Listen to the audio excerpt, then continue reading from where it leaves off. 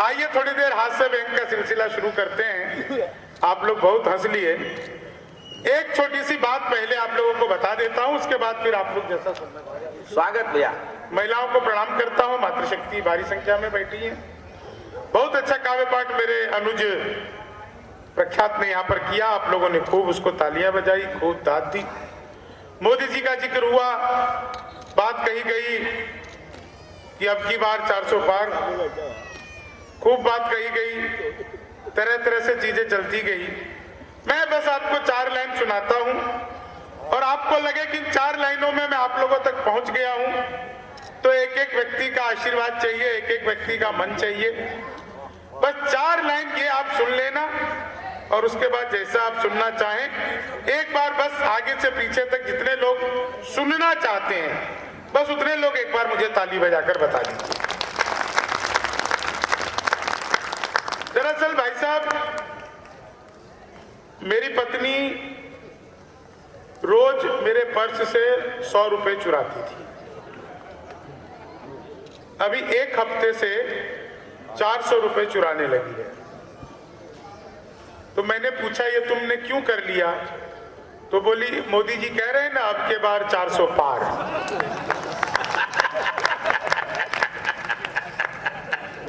तो 400 पार। मेरे विषय में बताया मैं मूल रूप से बिहार का रहने वाला हूं। बिल्कुल ठीक है, मैं मूल रूप से बिहार का ही हूं।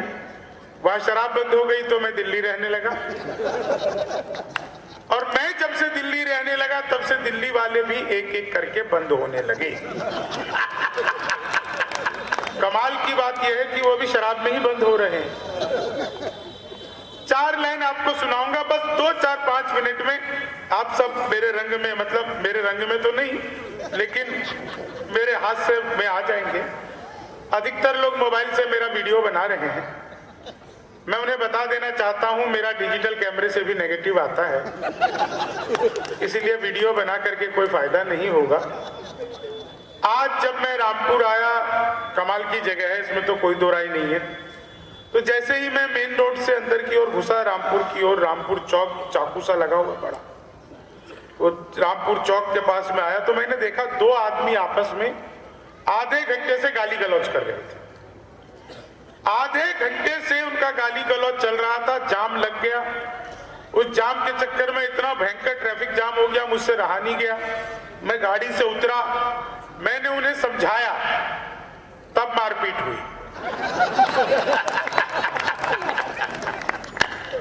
मेरे साथ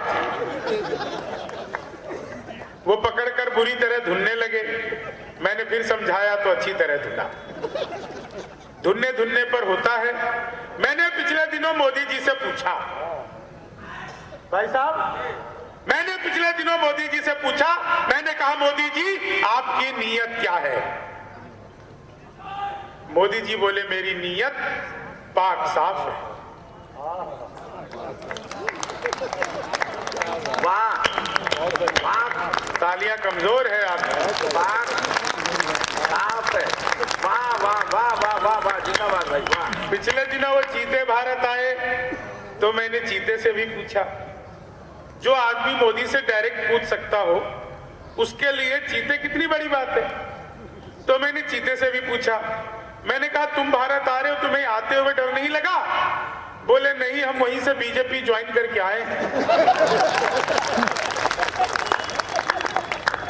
एक आदमी मिला, बोला यार ये मोदी जब से आया है देश 500 साल पीछे चला गया। मैंने कहा योगी को आने दे, त्रेता युग में ले जाएगा। एक बार मैंने अपनी सगी पत्नी से पूछा, सगी पत्नी से पूछनी पड़ती है। हाँ बहन जी ऐसे घुर घुर कर देख रही हैं। नहीं, वो मुझे घुर घुर कर इसलिए नहीं देख रही, मेरे अंदर कोई खासियत नहीं। वो मुझे देखकर सोच रही है चलो अपना वाला तो इससे ढंग का है।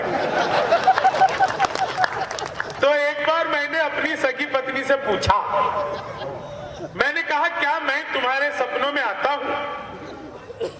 बोली नहीं, मैं हनुमान चालीसा पढ़कर सोती हूं।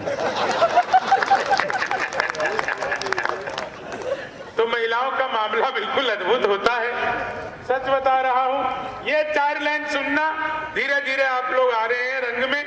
राम मंदिर की बात कही मेरे छोटे भाई प्रख्यात ने, मैं बिल्कुल 2 नए मुक्तक आपको सुनाऊंगा और उसके बाद आप लोग जैसा हंसना चाहें बिल्कुल वैसा सुनाऊंगा। मुक्तक में भी बिल्कुल टेंशन मत लो, उसमें भी आपको हंसी और आनंद ही आएगा। मैं हंसी के बिना कोई बात इधर उधर की करता नहीं, क्योंकि मुझे आती भी नहीं। मैं तो देखो विशुद्ध रूप से आपको सच बता रहा हूं। मैं यहाँ रामपुर आया सर, आप यकीन मानिए, मैं जिस होटल में रुका था वहां पर भी 2 बिहार के लोग मुझसे मिलने आ गए। मुझे ये नहीं पता था कि यहाँ पर भी बिहार के लोग हैं, रामपुर में भी, और अगर हैं तो इसमें हमारी कोई गलती नहीं। सारा कसूर रामपुर वालों आप लोगों का। बड़े बड़े पांडाल लगाते हो, कीर्तन मंडली बुलवाते हो, फिर भजन करवाते हो, राधे राधे जपो चले आएंगे बिहारी, राधे राधे जपो चले आएंगे बिहारी, राधे राधे जपो चले आएंगे बिहारी। अब कलयुग में वो बिहारी तो आ नहीं सकते, हमें ट्रेनों में ठुस ठुस कराना पड़ता है। मैं तो इलेक्ट्रॉनिक शॉप पर गया, मैंने जाकर पूछा है टीवी कितने का दे रहे हो? बोले हम बिहारियों को टीवी नहीं देते। मैंने कहा तुझे कैसे पता लगा? बोला निकल यहाँ से। अगले दिन मैं सूट बूट हैट नकली मूछे। मैंने कहा एक टीवी कितने का दे रहे हो? बोला तुझे कल भी मना किया था। अगले दिन मैं बुर्का और के चला गया। मैंने कहा भैया ये टीवी कितने का दे रहे हो? बोला भाई साहब आपको 2 दिन से मना कर रहा, हम बिहारियों को टीवी नहीं देते। मैंने कहा ठीक है मत दे, लेकिन ये बता तुझे पता कैसे लगता मैं बिहारी? बोला बेटा जिसे तू टीवी कह रहा है वो माइक्रोवेव है। ये जो माइक्रोवेव को टीवी बताने का कॉन्फिडेंस बिहार लेकर के आया। पूरे प्रोग्राम में छोटे छोटे बच्चे भी आए हैं, छोटे बच्चों को विशेष प्रणाम करता हूँ। इनको देख के ही लग रहा है हो ना हो ये लॉकडाउन की पैदाइश है। हम सबको काम मिला हुआ था वर्क फ्रॉम होम। तो 4 लाइन ये सुनिएगा लटोरी लट जी, आप 4 लाइन सुनिएगा, आनंद आ जाएगा।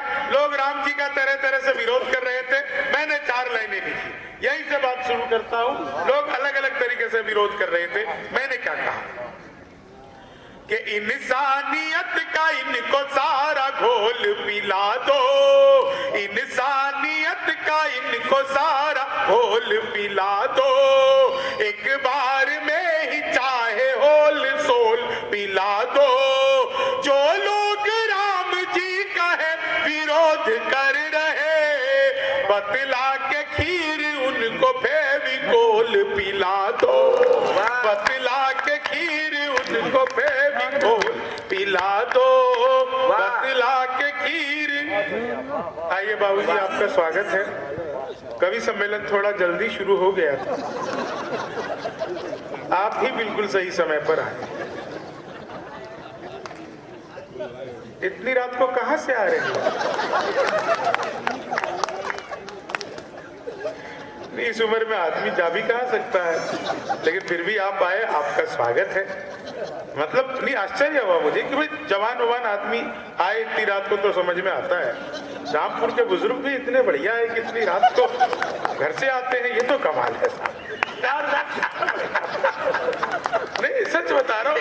अब ये 4 लाइन ये तो पूछ लो, अपने ही घर से आए हैं। वो तो आप तो रहने ही दो। डॉक्टर साहब हैं, डॉक्टर साहब आपको प्रणाम करता हूँ। मैं डॉक्टरों को सब बहुत प्रणाम करता हूँ, क्योंकि भगवान और डॉक्टर एक समान होते हैं साहब। आपसे भगवान कभी नाराज हो तो वो डॉक्टर के पास भेज देता है।